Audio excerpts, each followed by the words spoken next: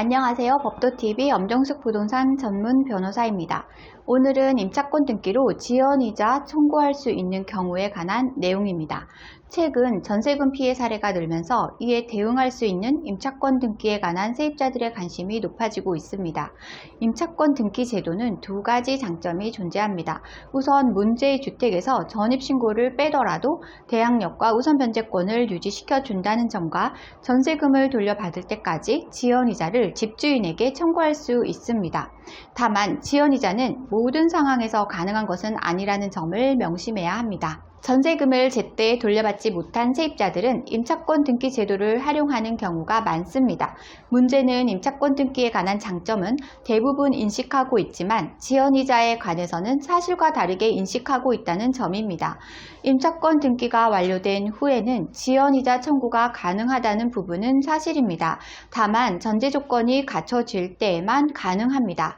임차권 등기에서 지연이자 청구가 가능한 경우는 세입자가 문제의 주택에서 다른 곳으로 이사를 한 상황이라는 전제 조건이 필요합니다. 주택임대차에서 세입자와 집주인은 동시이행 관계에 있습니다. 동시이행이란 동시에 의무를 이행해야 한다는 뜻으로 집주인은 전세 기간이 끝나면 전세금 반환 의무가 생기며 세입자에게는 집을 집주인에게 돌려줘야 하는 명도 의무가 발생합니다. 한 가지 명심해야 할 점은 임차권 등기는 전세 기간이 끝났음에도 집주인으로부터 전세금을 돌려받지 못했다는 것을 확인받는 제도이지 명도 의무를 지켰다는 것을 의미하는 제도가 아니라는 점입니다.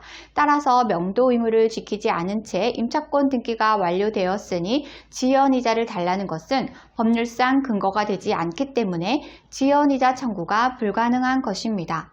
세입자가 임차권 등기로 지연이자를 청구할 수 있는 건 임차권 등기가 완료된 후 집을 비워야지만 가능하다는 사실을 명심해야 합니다. 반면 대부분 세입자는 현재 거주 중인 주택의 보증금을 돌려받아야만 이사할 곳의 보증금이나 기타 이사 비용을 충당하는 경우가 많기에 이사가 쉽지만은 않습니다. 이 경우 임차권 등기 신청이 필요하지 않을 수 있습니다. 임차권 등기는 전입신고를 빼야 하는 상황을 대비하거나 이사 후에야 지연이자를 청구할 수 있습니다. 이사할 수 없는 상황이라면 임차권 등기의 장점은 무의미합니다. 만약 전세금을 돌려받지 못해 이사까지 하지 못하는 상황이라면 임차권 등기 대신 동시행 관계를 이용해 볼 수 있습니다. 전세 기간이 끝났는데도 집주인이 전세금을 돌려주지 않았으니 세입자도 집을 빼줘야 하는 법률상 이유가 없기 때문입니다. 따라서 전세금 반환이 이루어지지 않은 상황에서는 세입자가 계속 해당 주택에 머물더라도 법률상 세입자의 지위를 인정받을 수 있습니다. 다만 임차권 등기 후 이사 과정이 생략되었기 때문에 지연이자 청구는 할 수가 없습니다. 한편 전세금 피해를 겪는 세입자들은 임차권 등기와 전세금 반환 소송의 관계를 잘못 인식하는 경우가 많아 문제 해결에 시간을 지체할 수 있습니다. 가령 임차권 등기를 신청해야 추후 전세금 반환 소송을 제기할 수 있다고 아는 경우입니다. 전세금 반환 소송은 임차권 등기 신청 여부와 관계없이 전세금을 돌려받지 못했다면 당연히 제기할 수 있습니다.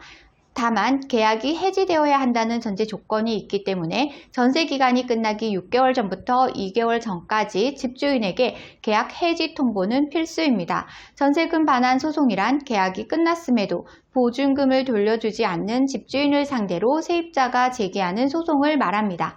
오늘은 임차권 등기로 지연이자를 청구할 수 있는 경우에 관한 내용을 설명드렸습니다. 정리하자면 임차권 등기 완료 후 이사해야 지연이자 청구가 가능하다는 것이고요.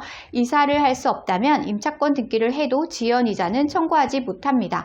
전세금 반환 소송은 임차권 등기 신청과 관계없이 제기할 수 있습니다. 오늘 주제와 관련된 문의사항이나 전월세 보증금 관련 문의사항이 있으신 분들은 홈페이지에 문의사항을 남겨주시면 이메일로 답변 드리고 있는데요.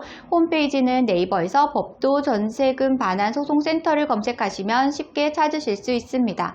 홈페이지에 접속하시면 상단 중앙에 전세금 반환 상담 메뉴가 보이실 텐데요. 체크된 부분은 명확하게 정보를 입력해 주시고 본문에 궁금한 내용을 입력해 주시면 이메일 또는 유선 전화로 답변 드리겠습니다. 오늘은 여기까지 설명해 드렸고요. 다음에 더 좋은 부동산 법률 정보로 찾아뵙겠습니다. 저는 엄정숙 부동산 전문 변호사였습니다.